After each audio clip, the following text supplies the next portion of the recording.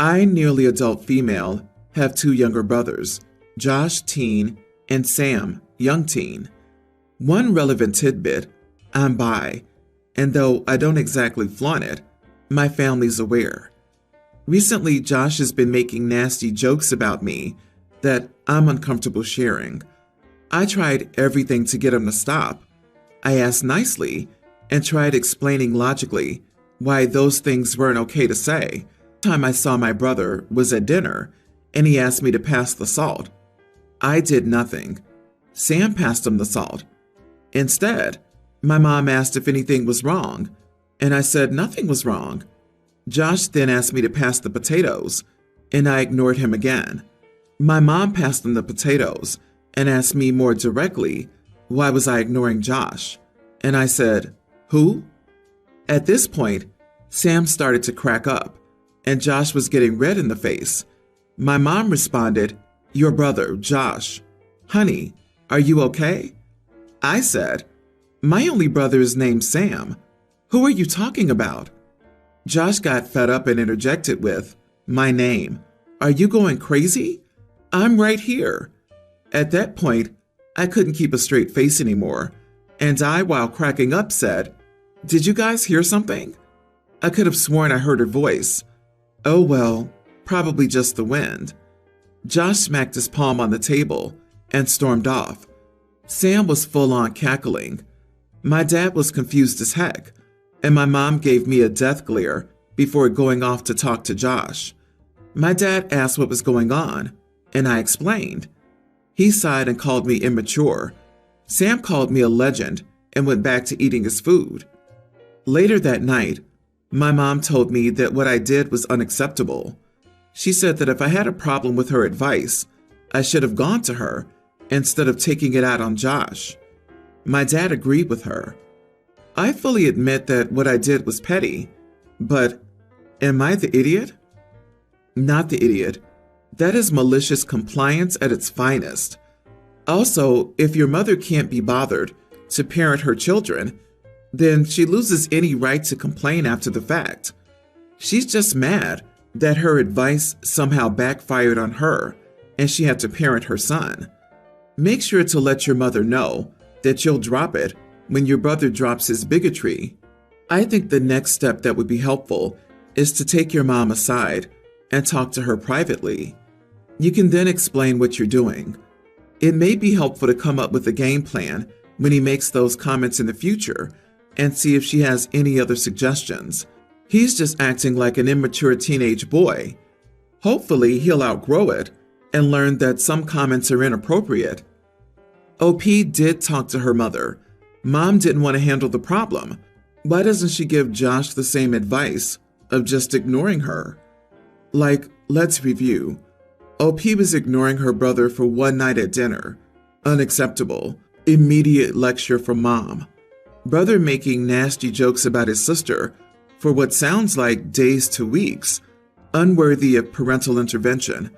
Just ignore him and he'll stop. Your mom seems to prefer your brother over you because, while he's allowed to offend you, you're not even allowed to ignore him. She needs what's known as a reality check. So I doubt another private conversation would help. Plus, why didn't you raise this with your dad? Is he against you too? Josh couldn't care less about what my dad thinks. He's a total mama's boy. I thought going to my mom had the best chance of helping me. Honestly, my dad will just go with whatever my mom says once she makes a decision. I'm sorry that your mom's an idiot and your dad's a spineless coward. It's very telling that your mom didn't give your brother the same advice she gave you, to just ignore nasty behavior. Next time, ask your mom why she's willing to help him, but not you, even though he is in this situation because of his actions. I, 32 male, and my wife, 31, have a bedroom, 2 IKEA Malm dressers, and a cat. I will preface this by saying I'm generally a fairly neat and tidy person. I clean up after myself. I regularly vacuum. My things are mainly organized, and I don't like filth and clutter. Our home is generally not messy or dirty. There is one exception. On top of one of the mom dressers, the one that contains my clothing, there are probably 6 or 7 shirts, hoodies, etc. that are just strewn about, and they've been there for a while. At first, this pile began as a place where I just sat clothes I would rewear the next day, a hoodie, a light jacket, clean sweatpants that I'd only worn for a few hours, etc. But over time, it also became a dumping ground for shirts that need a button reattached, etc. Some of these shirts have been there for months because neither of us knows how to sew, and neither of us is probably learning how to sew anytime soon. This has always been a slight annoyance to my wife. This has become complicated though, because one of our cats has really taken a shine to this pile of clothes. It's high up, it gets sunshine from the window, and it's dirty clothes. That's primo cat real estate. Little homie sits up there like 6-7 hours a day. The clothes are now covered in a fine layer of orange fur. It's very cute. He's clearly very happy. I've christened the dresser Dirty Clothes Tower. My wife is mad. She wants to evict my kitty from the tower. She wants it to be clean, sterile. She wants to put a proper cat bed up there. My kitty likes it how it is. He likes the mess. Kitties love dirty clothes. It's the only part of the house that's messy. I continue to defend the existence of the Dirty Clothes Tower. Occasionally, I add a new garment. This is the only thing we argue about. She thinks I'm a child. I think it's harmless. And the cat likes it, so it's cute.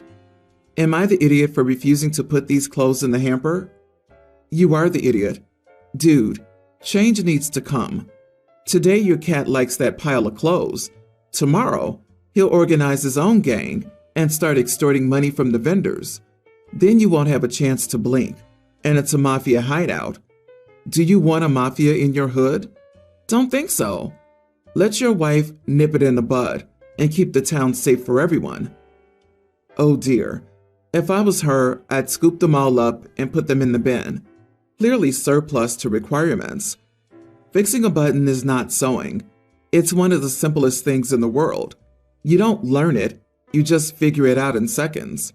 Wash the clothes and hang them up, even if they need fixing. They're going to be covered in cat hair, mud, poo, leaves, dead things, etc. Cats don't care. They'll sleep on anything. I'm saying this as someone married to someone who will defend his clutter to death. Every time your wife looks at your tower of dirty clothes, she realizes that your dirty clothes are more important to you than she is. It's not harmless. It is, in fact, actively harming your marriage. It's a drip, drip, drip of contempt. The cat will get over it. You will get over it. But really, if you wanted to stay a slob, you should have stayed single. My daughter, 22, just got into a car wreck 5 days ago. She was at fault. She sideswiped someone in her blind spot. It completely bent her frame, and her car is beyond repair. The only dealership that'll approve her for a vehicle won't have her vehicle available for 2 weeks. It's a buy here, pay here. Now, my brother and his wife are buying a part of my land, 2 acres. My brother makes monthly payments on it, while his wife stays home all day. She claims it's because the pregnancy is destroying her legs, and it hurts to walk. Since she's been out of work, I knocked $300 off the monthly cost to help him out. His wife doesn't ever go anywhere, so her vehicle just sits in the driveway. My daughter obviously needs a car, so I talked to my brother 3 days ago and told him that they should consider allowing my daughter to use the vehicle for the next 2 weeks because I don't have time to take her to work. Uber would be costing easily $200 a day due to the distance. My brother said that's probably not going to happen, and I said, well, make it happen. After all, I'm knocking money off their monthly rent, and it's the least they can do. I called him this morning and asked him why he hadn't gotten back to me, and he said, my wife isn't comfortable with your daughter using her vehicle after just crashing her own, and gave some excuse of, the car's the only thing she really has, so it's a big ask. I guess his wife has been selling off her stuff to make the bills since she's out of work. I told him he needed to figure it out, or the payments would go back up because I need to help my daughter get a vehicle. He says I'm an idiot because I'm taking my daughter's negligence out on them.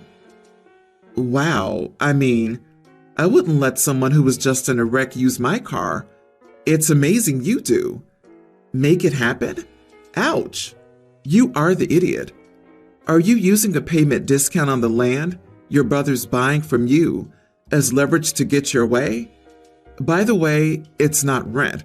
It's part of a purchasing plan. Your daughter just crashed her car. It is quite reasonable for anyone to not be comfortable loaning her their car, especially if they're in a tight financial position. Having a car could be the difference between your sister-in-law being able to return to work after the baby's born versus being stuck at home. Do you have the money to replace your sister-in-law's car if you force her to let your daughter drive it and she crashes again? How would you make it right if you're the one who forces the issue?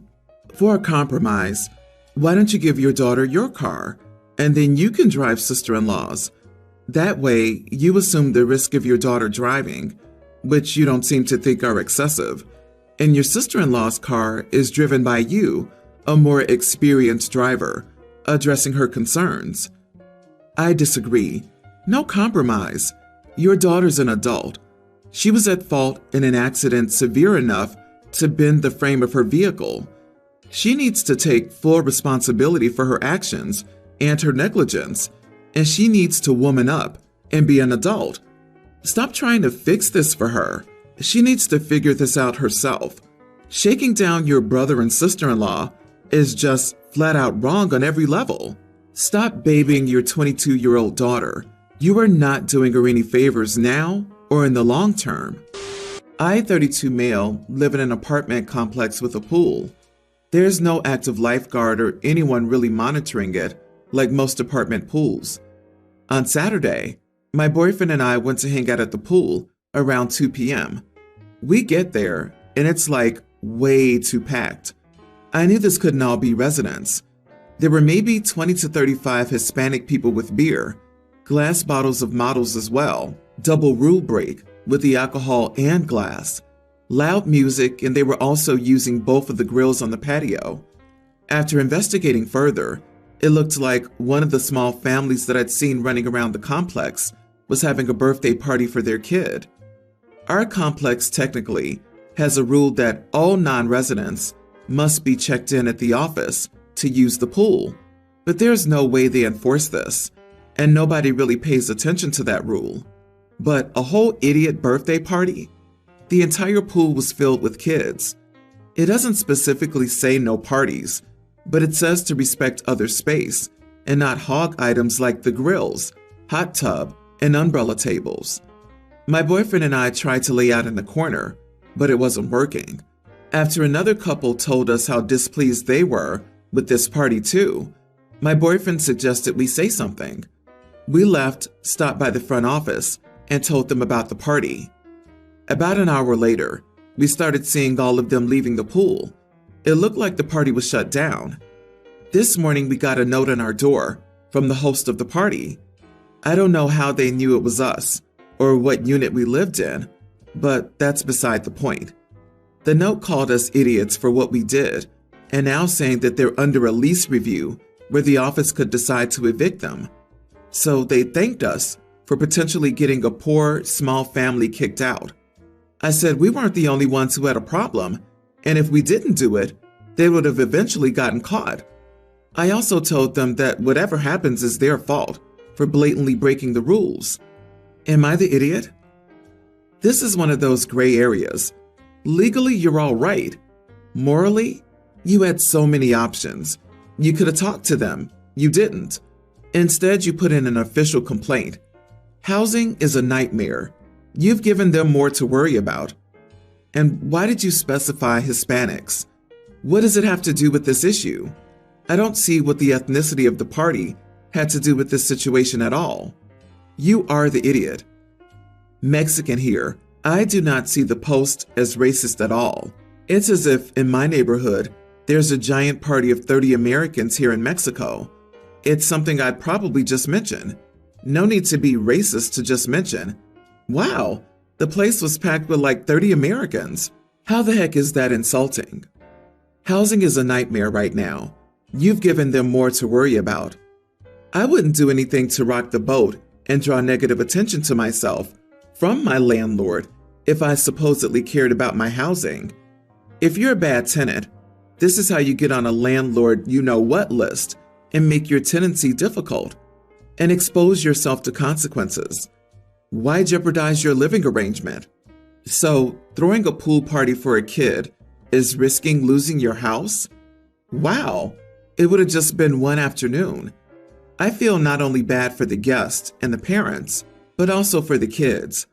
A few years ago, my neighbor's kid was having a loud idiot party with fireworks which were not legal, etc. I went over instead of calling the police. She was celebrating her 18th. Let her know that since she's now a legal adult, fireworks are very illegal and she would be held liable, but to proceed, to have fun. Are the neighbors inconsiderate? Yes. Is it inconsiderate to ruin a child's birthday? Yes. For one day by the pool. Just one day. People suck. By people, I mean UOP. Just one day? Get a permit or talk to management if you want to throw a party that's going to take up nigh the entire pool area. OP has a right to enjoy the community pool too. A notice that says the pool would be closed from 1 to 4 on Saturday for a private party would have been no skin off anyone's back. Not the idiot. They broke the rules and inconvenienced other residents wishing to use the facilities they paid for. It's their problem. My brother got married a few months ago. His wife has a teenage daughter, Everly, whose birthday was last weekend. His wife doesn't have a family, and Everly's dad is not in her life. She's a loner and doesn't have many friends. So for her birthday, my brother asked us to celebrate it with her because otherwise no one would go. The issue is, I have a younger teen niece, Sophie, whose birthday is 5 days after Everly, and she decided to throw a party on the same day as Everly because she wanted her birthday to be on the weekend. I asked my brother if Everly could have her birthday another day, and he said she wanted the party to be on the actual birthday. We ended up all going to Sophie's party, and apparently we're all idiots because no one, not even her few friends, showed up to her party. So, am I the idiot for not going to my brother's stepdaughter's birthday? I won't miss my niece's birthday party just to pretend I care about a random girl. You are the idiot. Everly organized her party first. You all agreed to go. Your other niece decided to plan her party for the same day. Did she know about Everly's party? Sophie should have been the one to reschedule. Have it the weekend before her birthday, or the weekend after. Whichever one wasn't when Everly's party was. Poor Everly. No one in the family is welcoming her. She's already had a hard life. Her dad isn't in her life, and it doesn't sound like she has a lot of family on her side. You could have celebrated her. You could have shown her love. I'm not going to miss my niece's birthday party just to pretend I care about a random girl. That's enough. Both of these young women are your nieces. They're both children, chosen or birth of your siblings.